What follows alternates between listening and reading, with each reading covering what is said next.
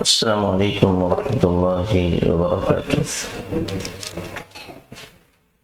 ان الحمد للہ نحمده ونستعینه ونستغفره ونعوذ باللہ من شرور انفسنا ومن سیئات اعمالنا، من يهده الله فلا مضل له ومن يضلله فلا هادي له، وأشهد أن لا إله إلا الله وحده لا شريك له، وأشهد أن محمدا عبده ورسوله. يا أيها الذين آمنوا اتقوا الله حق تقاته ولا تموتن إلا وأنتم مسلمون. يا أيها الناس اتقوا ربكم الذي خلقكم من نفس واحدة وخلق منها زوجها وبث منهما رجالا كثيرا ونساء، واتقوا الله الذي تساءلون به والأرحام إن الله كان عليكم رقيبا.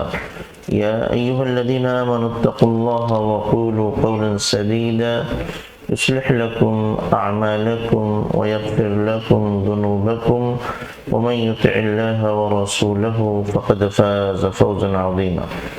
أما بعد فأعوذ بالله من الشيطان الرجيم.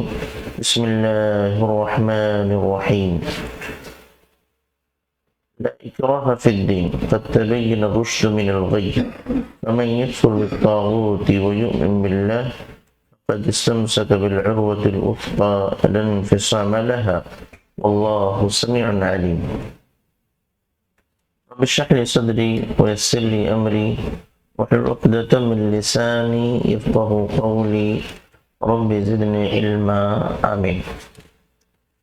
حمد و ثنا، کبریائی، بڑائی، تعریف، توصیف اکیلے وحدہ لا شریک کے لیے، اللہ کی رحمت و برکت نازل انبیاء کرام پر، خصوصاً آخری نبی، پیارے نبی جناب محمد رسول اللہ صلی اللہ علیہ وسلم پر، صحابہ کرام پر اور قیامت تک آنے والی مومنین پر۔ حضرات گرامی، لا الہ الا اللہ کے معنی و مفہوم کے حوالے سے یہ سیریز اپنے آخری مرحلے میں داخل ہو چکی۔ سب سے پہلے ہم لوگوں نے لا الہ الا اللہ کی اہمیت کیا ہے، فضیلت کیا ہے، دوسرے نمبر پر لا الہ الا اللہ کا حقیقی معنی کیا ہے، تیسرے نمبر پر لا الہ الا اللہ کی شرطیں کیا ہیں، جن شروط کے بغیر لا الہ الا اللہ پڑھنا انسان کو فائدہ نہیں دے سکتا۔ تفصیلی طور پر وہ 7 شرطیں ذکر کی گئیں، اور یہ آخری مرحلہ ہے کہ لا الہ الا اللہ کے نواقض۔ کیا مطلب ہوتا ہے لا الہ الا اللہ کے نواقض؟ نواقض کا مطلب یہ ہوتا ہے کہ کسی بھی عمل کو باطل کر دینے والی چیز کو ناقص بولتے ہیں، توڑنے والی چیز کو ناقص بولتے ہیں۔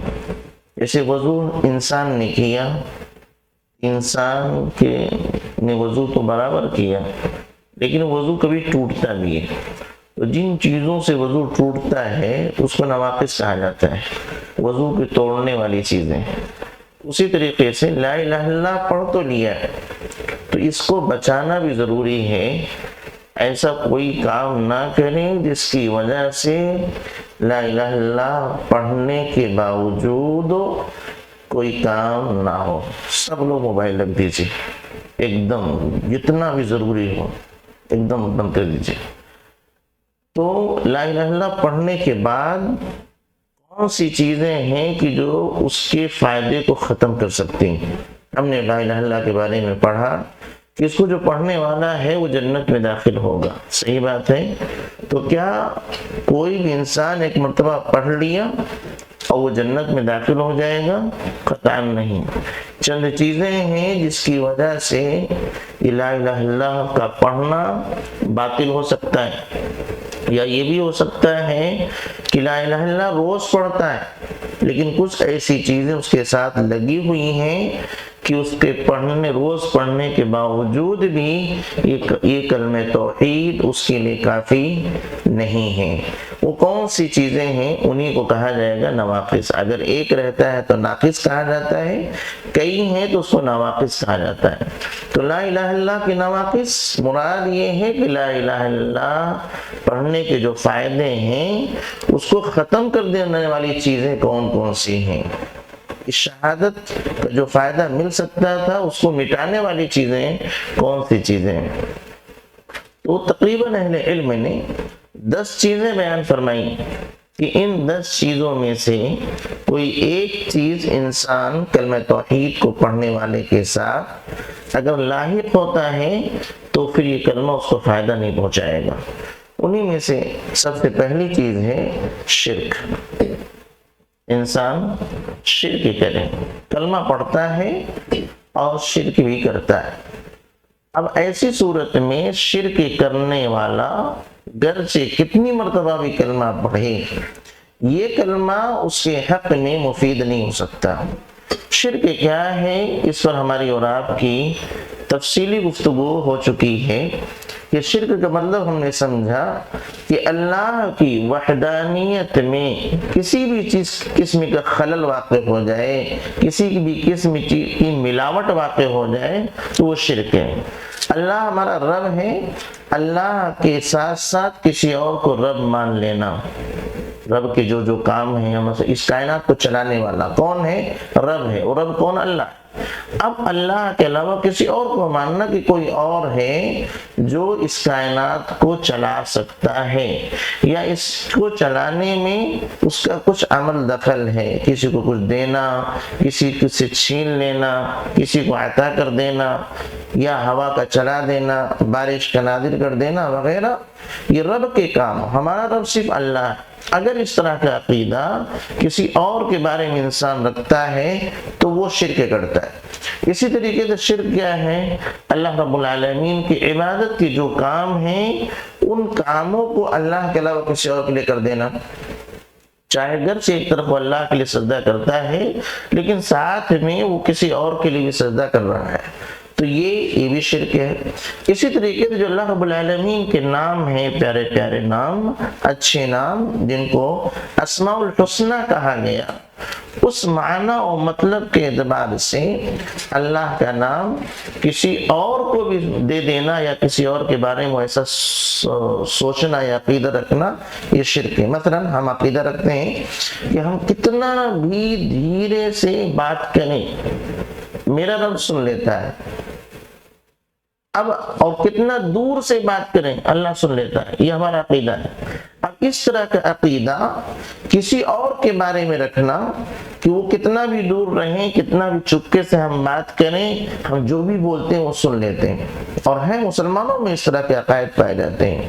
تو یہ 3 قسمیں میں نے بتا دی ہیں خلاصے کے طور پر. یہ سب شرک ہیں، چاہے رب بنانے کے اعتبار سے کسی اور کو رب بنا لینا، چاہے عبادت کے اعتبار سے کسی اور کی عبادت کر لینا، چاہے اسماء و صفات کے اعتبار سے کسی اور میں اس طرح کی صفات ماننا یا نام دینا، یہ شرک ہے. اگر انسان کلمہ توحید پڑھتا ہے اور شرک میں سے ان تینوں میں سے کوئی ایک کام کر رہا ہے تو پھر یہ کلمہ توحید پڑھنے سے اس کو کوئی فائدہ ہونے والا نہیں ہے. یہ شرک اس کلمہ توحید کے لیے اس شخص کے لیے ناقص بن جائے گا، یعنی اس کے فوائد کو ختم کرنے والا بن جائے گا. دلیل اللہ رب العالمین نے قرآن حکیم میں ارشاد فرمایا ان اللہ لا یغفر ان یشرک به ویغفر ما دون ذلك لمن یشاء ومن یشرک باللہ فقد ضل ضلالا بعیدا. کہ اللہ رب العالمین نہیں بخشے گا، معاف نہیں کرے گا کہ اس کے ساتھ شرک کیا جائے، اس کو نہیں معاف کرے گا. ویغفر ما دون ذلك لمن یشاء، اس کے علاوہ جو اور گناہ ہیں ان گناہوں میں سے اللہ جس سے چاہے گا کچھ گناہ معاف کر دے گا لیکن شرک کو نہیں معاف فرمائے گا. وَمَن يُشْرِكْ بِاللَّهِ فَقَدْ ضَلَّ ضَلَالًا بَعِيدًا، جس شخص نے اللہ کے ساتھ شرک کیا وہ دور کی گمراہی میں پہنچ گیا. اس آیت کریمہ میں آپ دیکھیں کہ اللہ نے کیا کہا، اللہ شرک کو معاف نہیں کرے گا. اب شرک کرنے والا چاہے وہ مسلمان ہو، کلمہ توحید پڑھنے والا ہو یا نہ پڑھنے والا ہو، جو سرے سے نہیں پڑھا ہے اس نے شرک کیا، توبہ نہیں کرتا، اللہ اس کو معاف نہیں کرے گا۔ اسی طریقے سے کلمہ پڑھنے کے بعد شرک کیا ہے اور توبہ نہیں کیا ہے تو اللہ اس کو معاف نہیں کرے گا۔ تو یہ شرک جو ہے ناقص بن جاتا ہے۔ مزید دیکھیے اللہ رب العالمین نے فرمایا انہ من یشرک باللہ فقد حرم اللہ علیہ الجنہ ومأواہ النار وما للظالمین من انصار۔ اللہ فرماتا ہے کہ جس نے اللہ رب العالمین کے ساتھ شرک کیا فقد حرم اللہ علیہ الجنہ، تو اللہ رب العالمین اس جنت کو حرام قرار دیتا ہے۔ ومأواہ النار، اور ایسے شخص کا ٹھکانہ جہنم ہے۔ وما للظالمین من انصار، اور ان ظالموں کے لیے کوئی مددگار نہیں ہوگا۔ تو یہاں پر بھی اسی بات سے سیٹ کریں کہ چاہے وہ مسلمان ہو یا غیر مسلم، اگر شرک کیا ہے تو اللہ رب العالمین نے کیا سزا سنائی کہ ایسے شخص پر جنت حرام ہے۔ ابھی ہم نے پڑھا، شروع میں سنا کہ لا الہ الا اللہ پڑھنے والا جنت میں جائے گا، یہی تو تھا کہ لا الہ الا اللہ پڑھنے والا جنت میں جائے گا۔ اب ایک بندہ لا الہ الا اللہ روز پڑھتا ہے اور شرک بھی کرتا ہے اور اسی پر اس کی موت ہوتی، تو اس کا لا الہ الا اللہ پڑھنا کوئی فائدہ دینے والا نہیں ہے۔ گویا کہ یہ شرک اس کے لا الہ الا اللہ کے لیے ناقص بن گیا، اس کے فوائد کو ختم کرنے والا بن گیا۔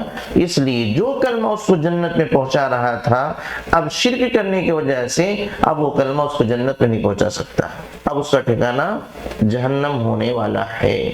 یہاں پر ایک بات، شرک کی دو قسمیں ہیں، وہ آپ جانتے ہیں، شرک اکبر ہے، تو شرک اکبر کا معاملہ یہ اتنا خطرناک ہے۔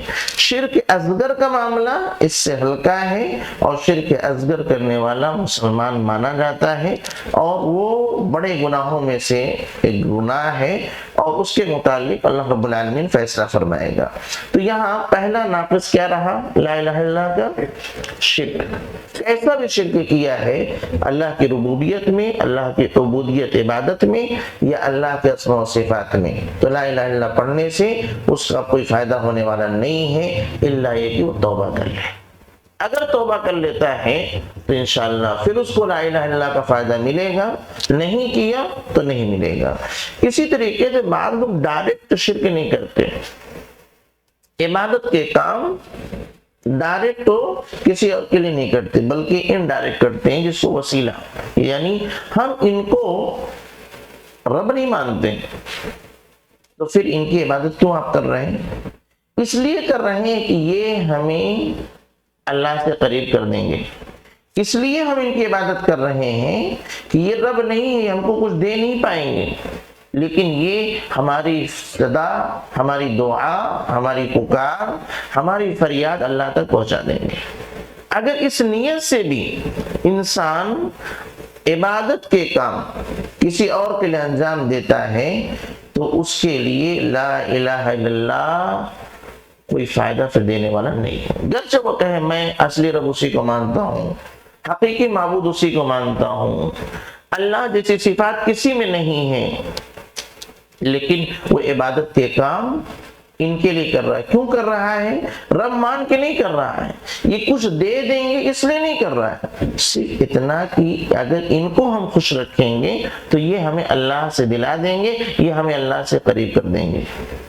اس عقیدے کے ساتھ بھی کوئی اس شرکی عمل کو انجام دیتا ہے تو ایسی صورت میں لا الہ الا اللہ کا ایک ناقص ہو جائے گا اور اس کے لا الہ الا اللہ کا پڑھنا کوئی فائدہ نہیں دے گا۔ ذرا دیکھیں اللہ رب العالمین نے قرآن حکیم میں ارشاد فرمایا وَيَعْبُدُونَ مِن دُونِ اللَّهِ مَا لَا يَضُرُّهُمْ وَلَا يَنفَعُهُمْ وَيَقُولُونَ هَؤُلَاءِ شُفَعَاؤُنَا عِندَ اللَّهِ قُلْ أَتُنَبِّئُونَ اللَّهَ بِمَا لَا يَعْلَمُ فِي السَّمَاوَاتِ وَلَا فِي الْأَرْضِ سُبْحَانَهُ وَتَعَالَى عَمَّا يُشْرِكُونَ، کہ وہ لوگ اللہ کے علاوہ جن کی عبادت کرتے ہیں لا یضرہم، ان کو کچھ بھی نقصان نہیں پہنچا سکتے، ولا ینفعہم، اور نہ ہی ان کو کچھ نفع پہنچا سکتے ہیں، ویقولون ہؤلاء شفعاؤنا عند اللہ، اس بات کا اعتراف ان کو بھی ہے کہ یہ نفع نقصان پہنچانے والے نہیں ہیں، پھر کیوں کرتے ہیں؟ تو کہتے ہیں ہؤلاء شفعاؤنا عند اللہ، یہ اللہ کے نزدیک ہمارے سفارشی ہیں۔ اب دیکھیں ان کا یہ عمل، یہ ہمارے سفارشی ہیں، اس لیے ان کو خوش کرنا ہے اور عبادت کے چند کام ہم کر دیتے ہیں، تو کیا یہ شرک ہے کہ نہیں؟ اسی آیت کریمہ میں اللہ رب نے ذکر فرمایا قل اتنبئون اللہ بما لا يعلم في السماوات ولا في الارض، اے نبی صلی اللہ علیہ وسلم آپ ان سے کہیے کہ کیا تم اللہ کو ایسی باتوں کو خبر دے رہے ہو جو اللہ نہیں جانتا؟ آسمان کی بات ہو یا زمین کی بات ہے، یعنی ایسا مان کے بیٹھے ہو کہ اللہ کو یہ چیز معلوم نہیں؟ سبحانہ، وہ پاک ہے، وتعالی، وہ بلند ہے، عما یشرکون، ان تمام چیزوں سے تم شرک کرتے ہو۔ یعنی اللہ رب العالمین نے اس نیت سے بھی کسی کے سامنے عبادت کے کام انجام دینے کو شرک قرار دیا ہے۔ ایک ہے کہ حقیقی رب کسی اور کو مان لینا، یا یہ مان لینا کہ یہ بھی بہت پہنچے نہیں ہیں، یہ بھی مان لینا کہ یہ بھی کچھ تھوڑا بہت کام آ سکتے ہیں، اس اعتبار سے کیا۔ دوسرا یہ کہ نہیں، یہ کچھ بھی نہیں کر سکتے، جو کرے گا اللہ ہی کرے گا، اس کے علاوہ کوئی اور نہیں کرے گا۔ پھر یہ سفارشی بننے والے، یہ ہمیں اللہ سے قریب کرنے والے ہیں، تو اللہ نے اس کو بھی شرک قرار دیا ہے، یہ بھی شرک ہے۔ اور جب یہ شرک ہے تو پھر لا الہ الا اللہ کا ناقص بنے گا، پھر لا الہ الا اللہ پڑھنے سے کوئی فائدہ نہیں ملنے والا ہے۔ آج مسلمانوں کا ایک بڑا طبقہ ہے یہ شرکیہ کام وہ کرتا ہے، اور وہ یہی مان کے کرتا ہے، اور پوچھے ان سے کیا، یہ ہمارے لیے وسیلہ ہے، یہ ہمارے اللہ سے تک دعا پہنچانے کے وسیلہ ہے، اس لیے ہم کر رہے ہیں۔ ورنہ حقیقی رب کون ہے؟ اللہ ہے۔ خالق کون ہے؟ اللہ ہے۔ مالک کون ہے؟ اللہ ہے۔ معبود کون ہے؟ اللہ ہے۔ کلمہ کس؟ اللہ، سب اللہ وہ مانتے ہیں، لیکن وہ سفارشی سمجھ کر کے چند کام ان کے لیے کرتے ہیں، ان کی تعظیم کرنا، ان کو رکوع کرنا، ان کے سامنے جھک جانا، ان سے دعائیں کر لینا، کچھ چڑھا دینا وغیرہ، تو یہ تمام چیزیں بھی لا الہ الا اللہ کے فائدے کو ختم کرنے والی ہیں، ناقص بن جائیں گے، اور یہ کثرت سے ہو رہا ہے۔ ایسے ایسے بھائی آپ کو ملیں گے کہ جو روزانہ ایک مرتبہ نہیں، کئی مرتبہ لا الہ الا اللہ کا ورد کرتے ہیں، بلکہ مزاروں میں داخل ہوتے ہوئے بھی لا الہ الا اللہ پڑھتے ہیں۔ وہ لا الہ الا اللہ کا مطلب یہ پڑھنے والا جنت میں جائے گا، لیکن ساتھ وہ شرک کر رہے ہیں روز دہرانے کے باوجود۔ تو اس نیت کے ساتھ بھی اگر کوئی شرک کرتا ہے تو اس کا لا الہ الا اللہ جو ہے اس کے کام آنے والا نہیں ہے، اللہ یہ کہ وہ توبہ کر لے، توبہ کر لے گا انشاءاللہ ضرور کام آئے گا۔ تیسری چیز ہے، کوئی کافر ہے، مشرک ہے، اس کو کافر نہ ماننا، اس کو کافر نہ ماننا، یا اس میں کچھ شک ہو کہ ارے کافر کہنا چاہیے کہ نہیں کہنا چاہیے، چھوڑو۔ اس اعتبار سے ایک آدمی کافر ہے، اسلام قبول نہیں کیا،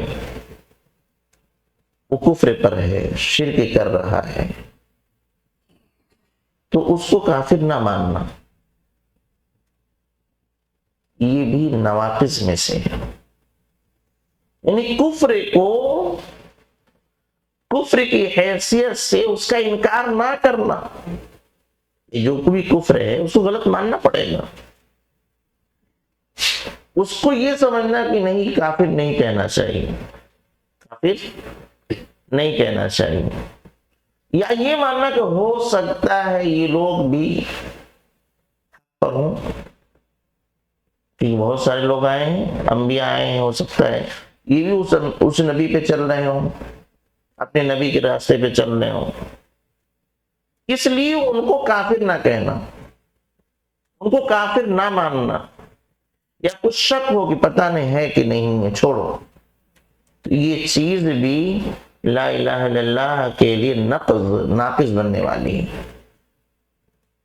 یہ کیسے؟ اللہ رب العالمین نے فرمایا لا اکراہ فی الدین، دین میں کوئی زبردستی نہیں ہے، تبین الرشد من الغی، اللہ فرماتا ہے کہ ہدایت اور گمراہی دونوں واضح ہو چکی ہیں، یہ ہدایت کا راستہ ہے اور یہ گمراہی کا راستہ ہے۔ پھر اللہ فرماتا ہے فَمَن يَكْفُرْ بِالطَّاغُوتِ وَيُؤْمِن بِاللَّهِ، جو شخص طاغوت کا انکار کیا اور اللہ پر ایمان لایا، فَقَدِ اسْتَمْسَكَ بِالْعُرْوَةِ الْوُثْقَىٰ، تو اس نے مضبوط دستے کو پکڑ لیا ہے، لَا انفصام لَهَا، جو اس سے جدا ہونے والا نہیں، واللہ سمیع علیم۔ یہ مضبوط دستہ کو پکڑنے والا کون؟ آیت کریمہ میں کس کو کہا گیا ہے کہ اگر ایسا ایسا جو کرے گا وہ ایک مضبوط دستے کو پکڑ لے گا، اور یہاں عروۃ الوثقیٰ سے مراد لا الہ الا اللہ ہی ہے۔ اس نے مضبوط دستے کو پکڑ لیا جو اس سے جدا ہونے والا نہیں ہے، یعنی کتنا بھی آندھی طوفان آ جائے، پریشانی آ جائے، گھبراہٹ کا دور آ جائے، وہ اس کے لیے سہارا بنا رہے گا۔ ٹھیک، تو کس کے لیے کہا کہ جو شخص ایسا ایسا کرے وہ گویا کہ مضبوط دستے کو تھامنے والا ہے۔ جی آیت کریمہ میں کس کے لیے کہا گیا؟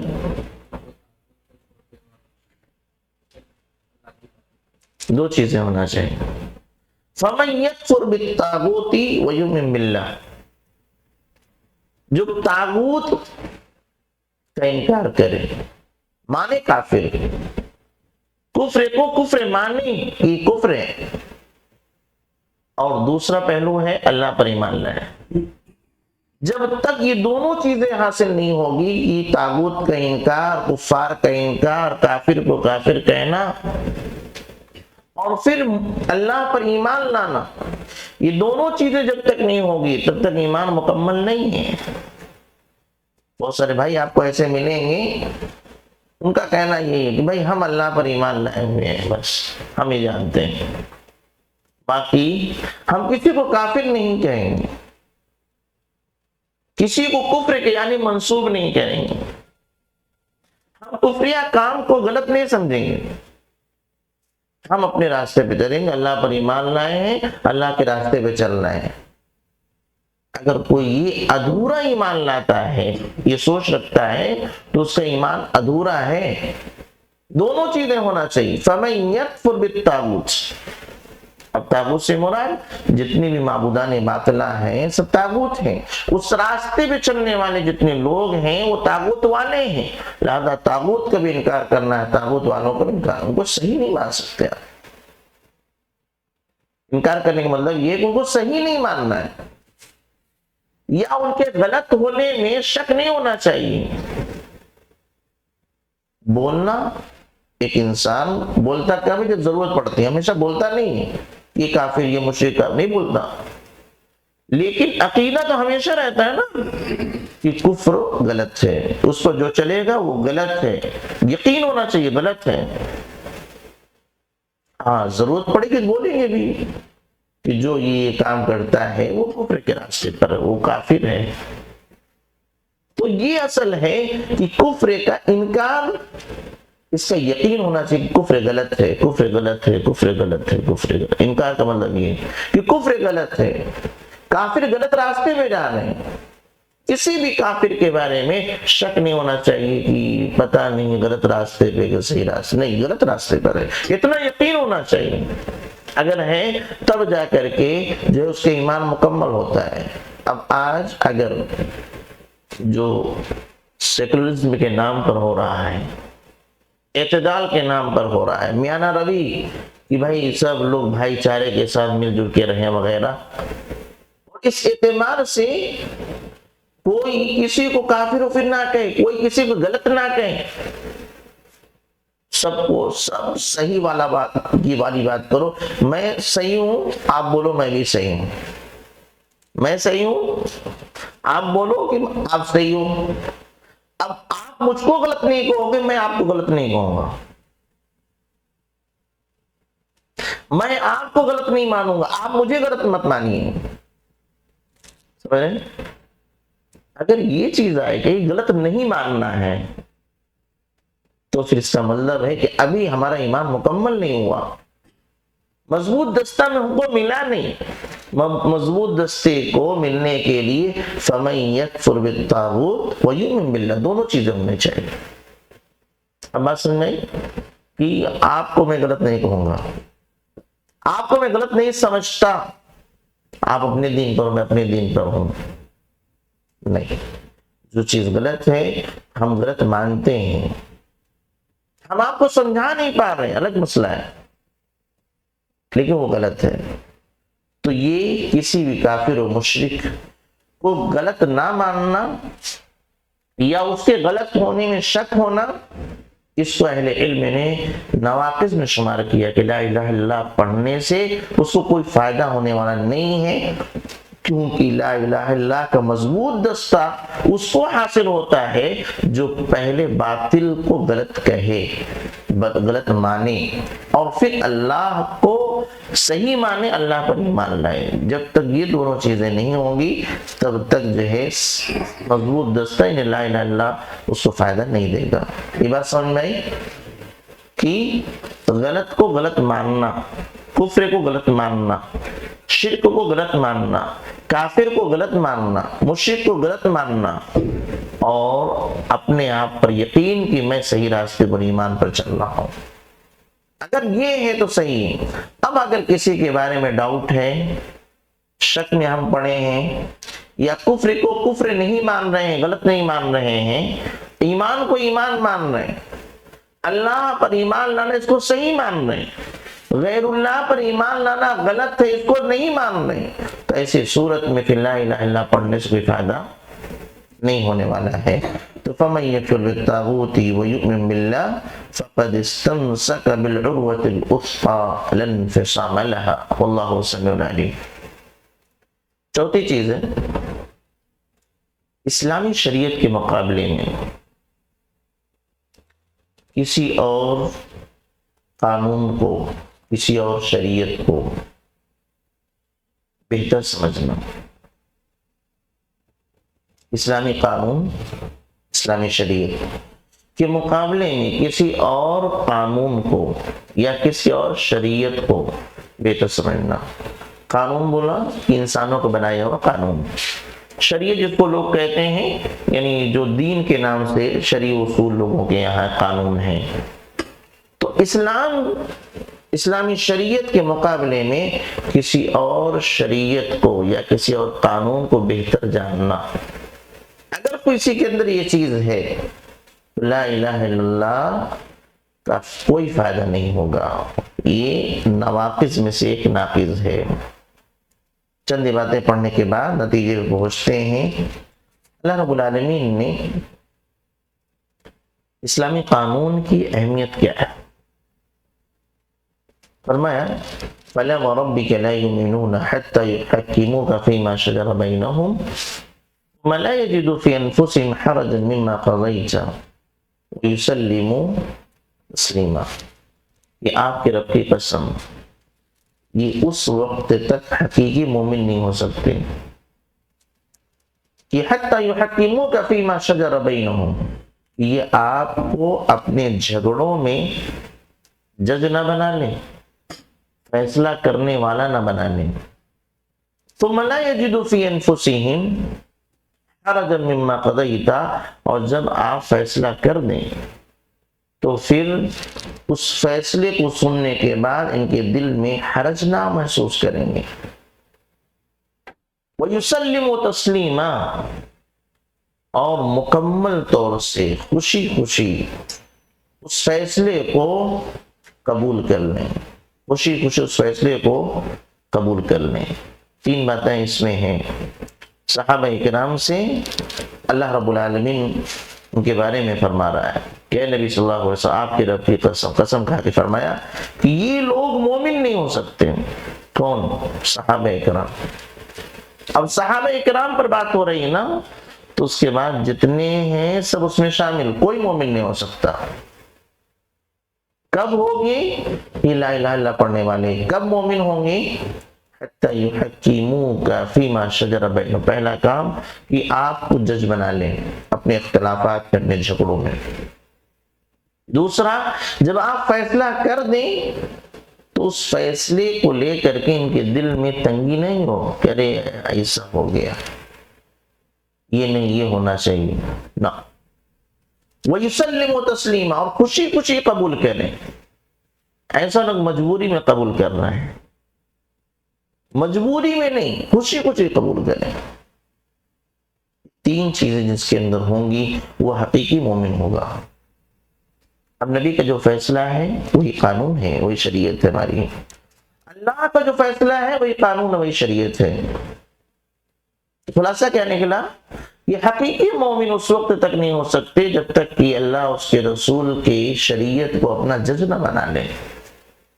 اور اللہ اس کے رسول کی شریعت سے جب کوئی فیصلہ مل جائے تو اس میں کوئی حرج نہیں ہونا چاہیے، تنگی نہیں ہونا چاہیے، بلکہ خوشی خوشی اس کو قبول کرنا ہے. یہ ہے اسلامی شریعت کا مقام، قانون کا مقام، کہ ایک مومن کی نگاہ میں کس قدر اس کی اہمیت ہونی چاہیے. ایک اور مقام پر اللہ رب العالمین نے فرمایا وَمَا كَانَ لِمُؤْمِنٍ وَلَا مُؤْمِنَةٍ إِذَا قَضَى اللَّهُ وَرَسُولُهُ أَمْرًا أَن يَكُونَ لَهُمُ الْخِيَرَةُ، کہ کسی مومن مرد یا کسی مومنہ عورت کے لیے کوئی اختیار نہیں ہے. جب اللہ اس کے رسول فیصلہ کر دیں یہ کرنا ہے یہ نہیں کرنا ہے تو مومن اگر ہو تو اب اپنے پاس کوئی اختیار نہیں، کروں کہ نہ کروں، مانوں کہ نہ ماننا، ہو گیا. وَمَا كَانَ لِمُؤْمِنٍ وَلَا مُؤْمِنَةٍ إِذَا قَضَى اللَّهُ وَرَسُولُهُ أَمْرًا أَن يَكُونَ لَهُمُ الْخِيَرَةُ، کہ اللہ اس کے رسول جب فیصلہ کر دیں تو اب مومن کے لیے کوئی اختیار نہیں کہ مانوں کہ نہ مانوں، ہو گیا. اب ماننا ہی ماننا ہے اور خوشی خوشی ماننا ہے. کیسے ماننا ہے؟ خوشی خوشی. آگے بڑھنے سے پہلے ہماری نگاہ میں ہماری شریعت کی کیا ویلو ہے؟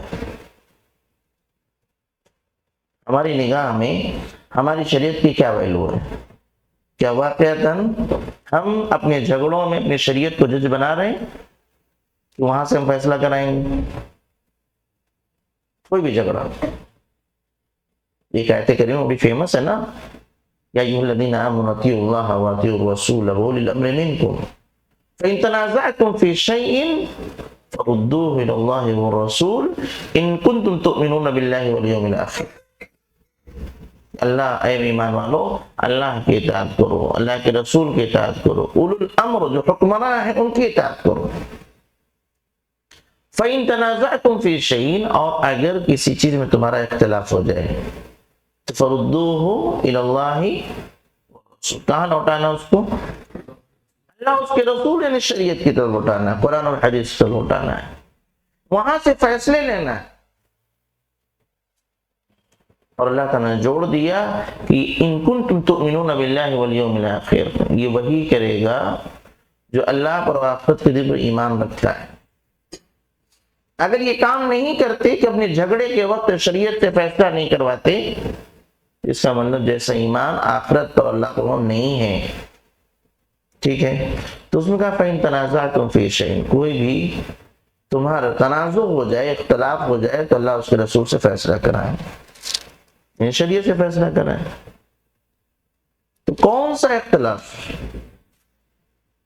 کون سا دو لوگوں میں اختلاف ہو گیا اس کا فیصلہ شریعت سے کرانا ہے؟ جی کوئی بھی اختلاف، نماز کا اختلاف، روزے کے اختلاف، عقیدے کے اختلاف، عبادات، حج ہے، عمرہ ہے، اس کا اختلاف ہے نا.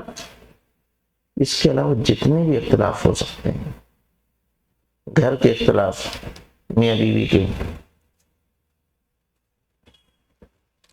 والدین اور بچوں کے، بھائی بھائی کے، خاندان کے، دو دوستوں کے، پارٹنرز کے، کوئی بھی اختلاف. ہمارا معاملہ یہ ہے، اکثر ہم کیا کرتے ہیں کہ جب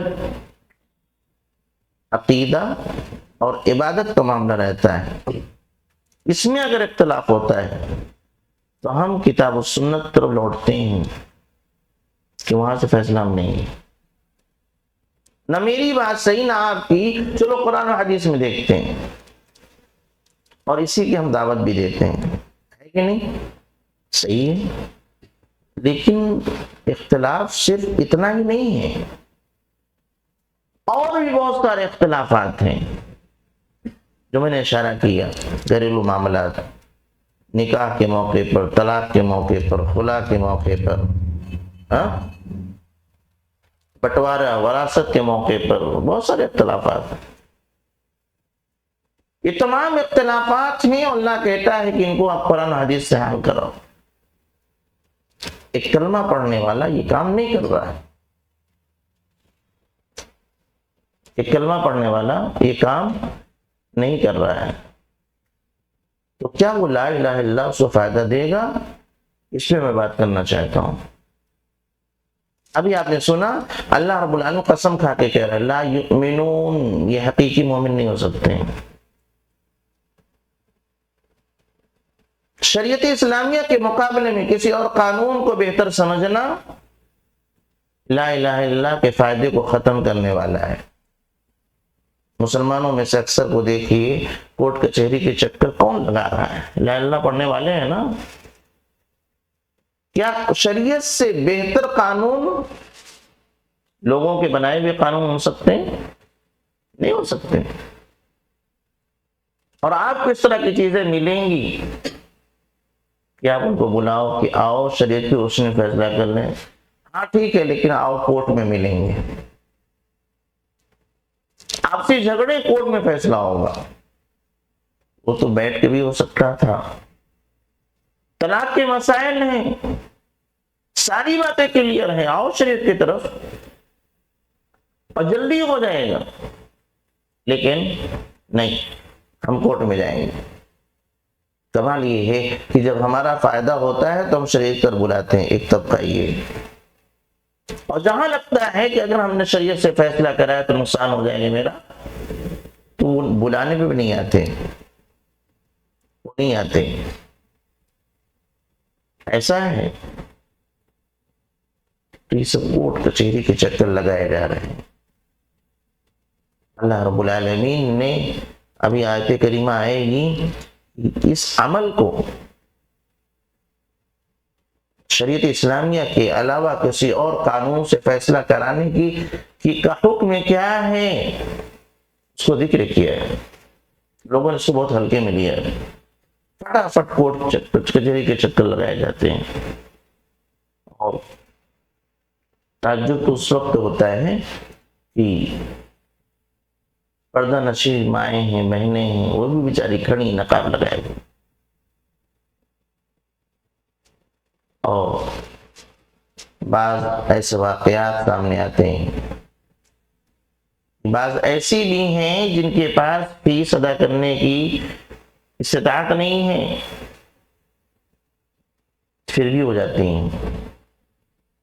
ممبئی کے ایک واقعہ تھا اس طرح کا، خاتون کے پاس فیس ادا کرنے کی طاقت نہیں تھی، تو وکیل کو فیس کے طور پر اپنے آپ کو پیش کرتی تھی، وہ قوم مسلم،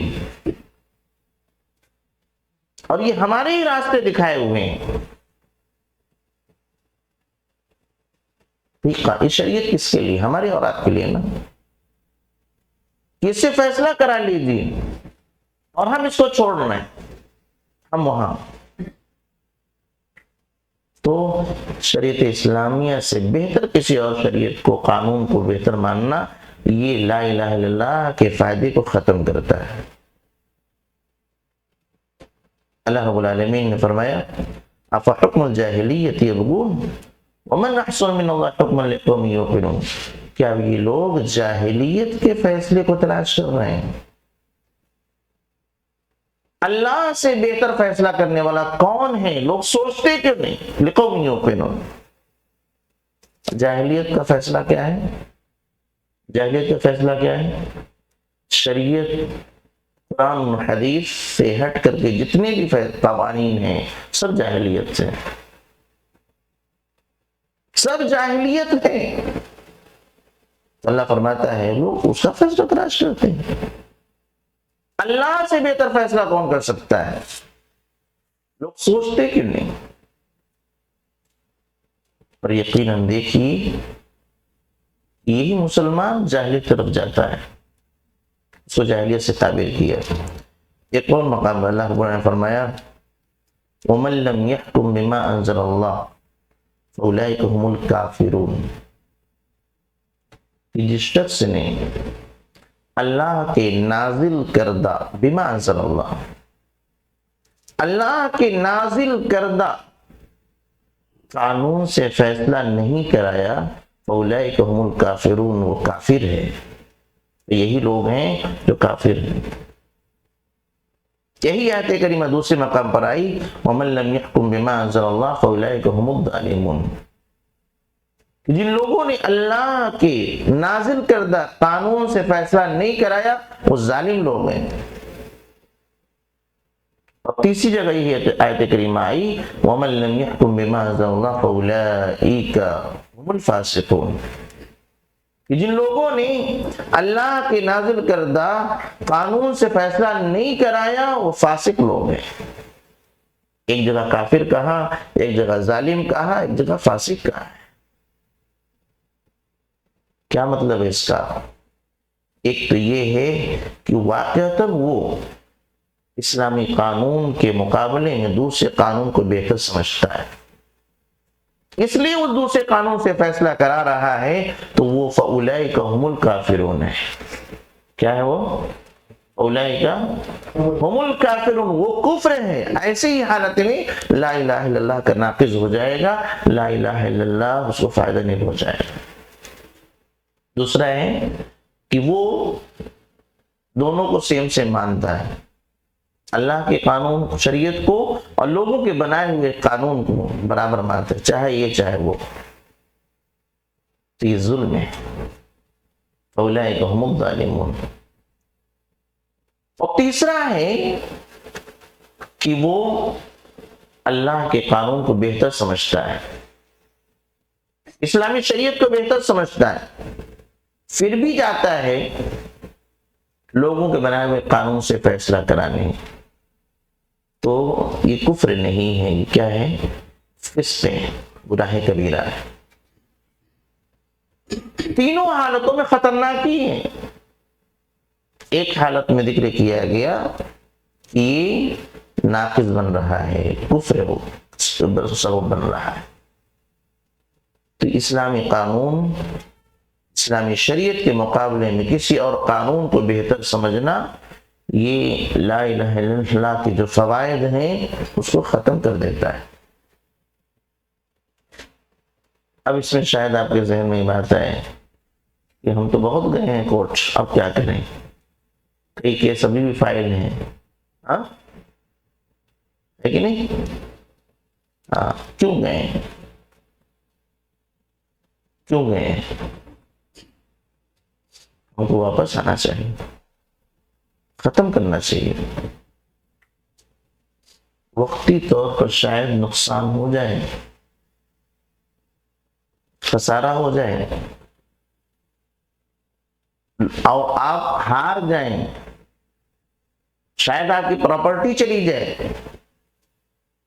ہے نا؟ لیکن اللہ فرماتا ہے ذَلِكَ خَيْرٌ وَأَحْسَنُ تَأْوِيلًا، ذَلِكَ خَيْرٌ وَأَحْسَنُ تَأْوِيلًا، کہ اگر اختلاف کے وقت فَرُدُّوهُ إِلَى اللَّهِ وَالرَّسُولِ، ہم اس کو اللہ اس کے رسول یعنی لوٹاتے ہیں، تو یہ ذَلِكَ خَيْرٌ وَأَحْسَنُ تَأْوِيلًا، یہ خیر ہے، یہ بہتر ہے اور بہترین انجام ملنے والا ہے، اس کا بہترین نتیجہ ملنے والا ہے۔ اب طلاق وغیرہ کے مسائل کو لے کے جو لوگ چلے گئے ہیں، وہ ظاہر سی بات ہے، اگر آپ غلط ہو شریعت سے فیصلہ کراؤ گے، شریعت فیصلہ دے دے گی کہ عورت کا کیا ہے، مرد کا کیا ہے، کیا لین دین کرنا ہے، اور جو ہوا سو ہوا۔ ممکن ہے ایسے موقع پر خاتون کو کچھ بھی نہ ملے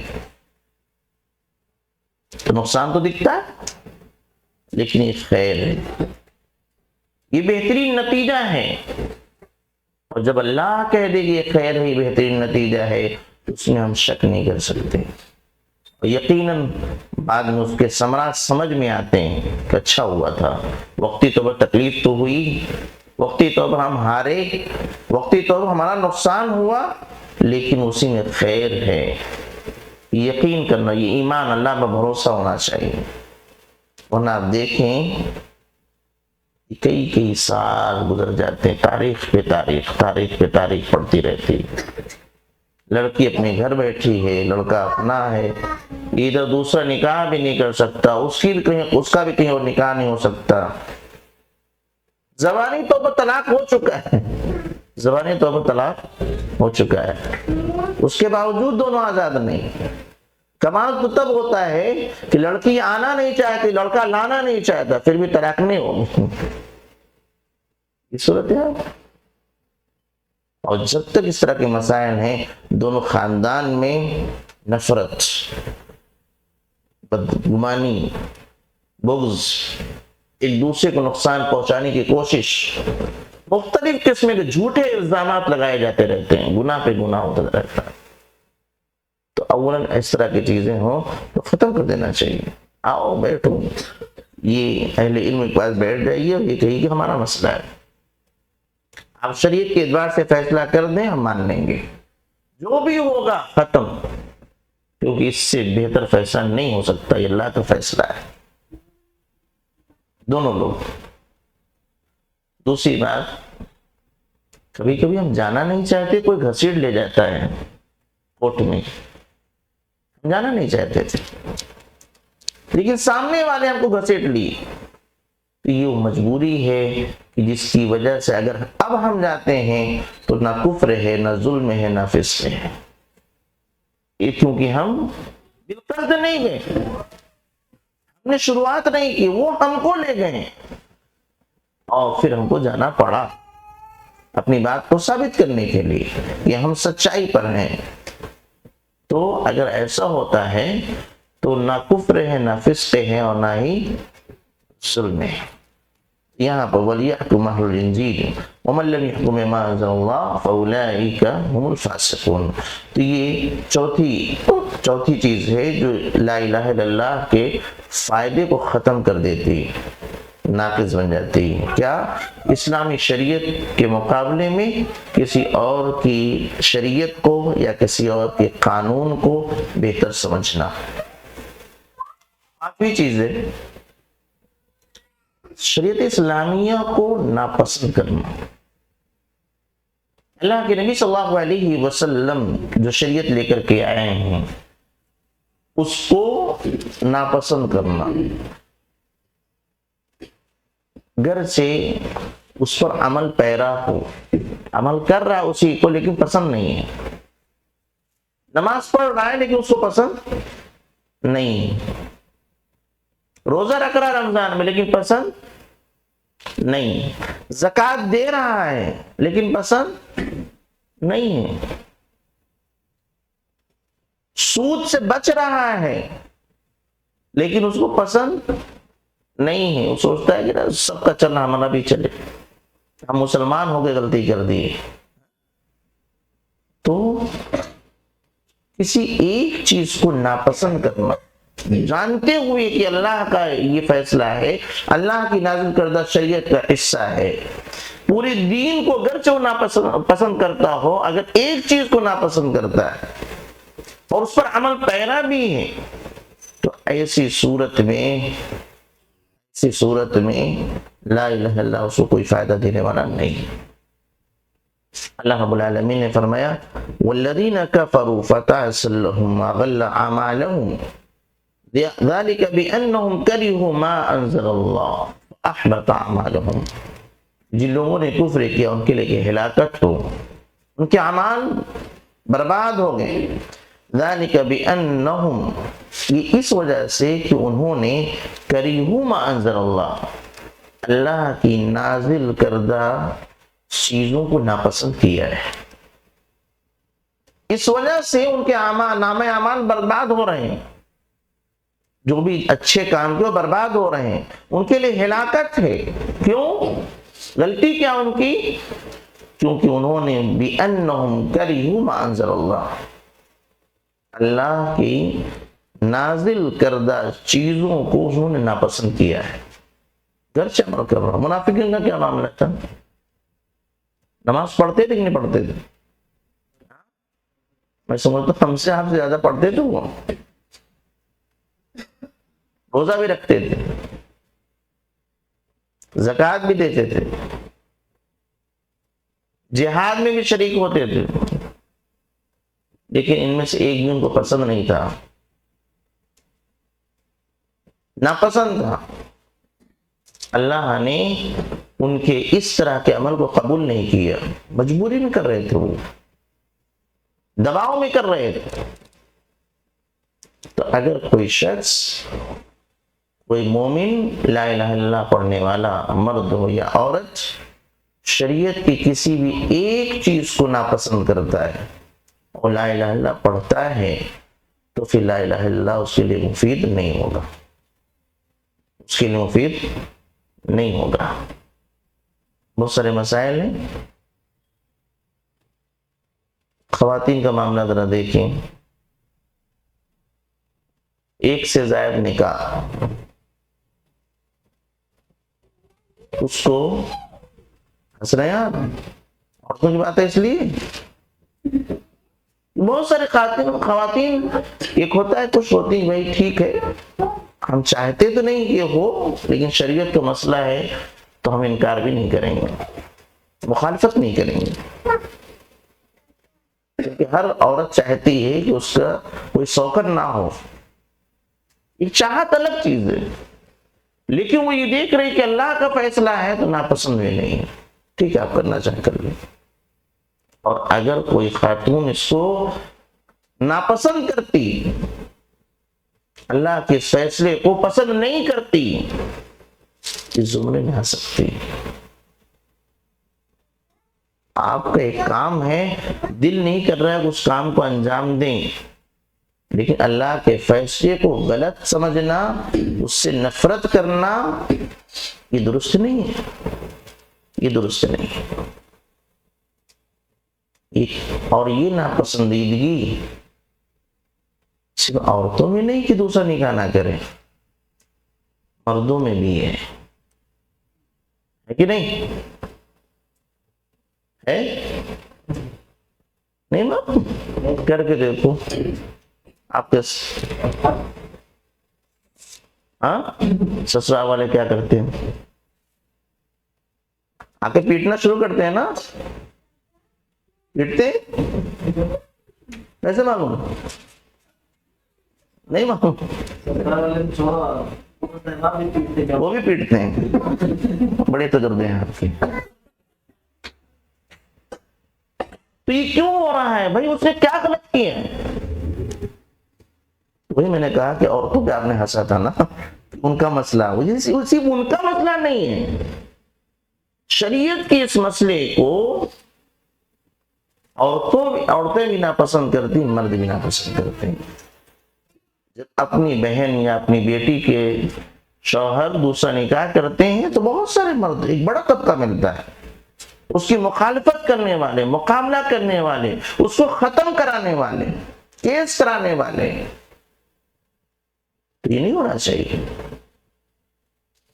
یہ ہے کہ ہر شخص سوچے گا کہ ٹھیک ہے میری بہن ہے، اس کے شوکن نہ آئے، میری بیٹی اس کے شوکن نہ آئے، وہ سوچے گا ٹھیک.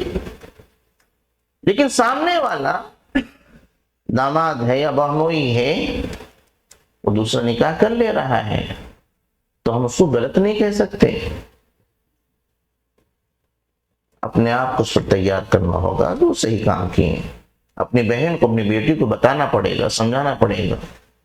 یہ شرعی مسئلہ ہے، اس میں فوائد ہیں اور یہ اللہ کا فیصلہ ہے، اس کو آپ ناپسند مت کیجیے گا. دھیرے دھیرے لے کے اس کو مینج کر کے چلیے گا، ورنہ اس کی وجہ سے لا الہ الا اللہ پڑھنا مفید نہ ہوگا. کچھ لوگ غصے میں آگے باتیں کہہ دیتے ہیں، پتہ نہیں کیسے اسلام میں کیا ہے. تو یہ چیزیں نہیں ہونی چاہیے. تو یہ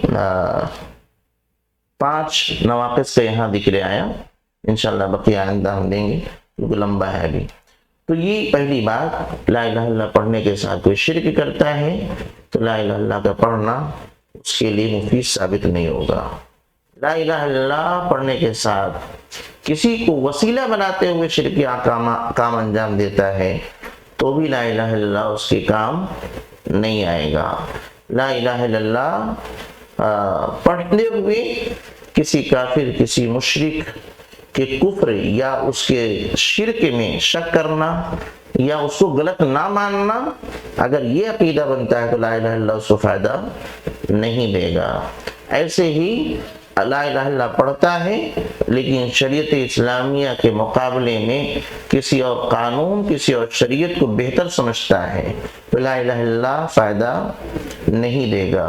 لا الہ الا اللہ پڑھتا ہے اور شریعت کے کسی ایک مسئلے کو یا کئی مسائل کو وہ ناپسند کرتا ہے تو ایسی صورت میں لا الہ الا اللہ فائدہ نہیں دے گا۔ اللہ رب العالمین سے دعا ہے کہ ہمیں کہنے سننے عمل توفیق دے اور ہمیں لا الہ الا اللہ کے نواقضات سے بچا اور اس کی جو تقاضے اس کو پورا کرنے والا بنا۔ آمین۔ تقبل رب العالمین۔ السلام علیکم ورحمۃ اللہ وبرکاتہ۔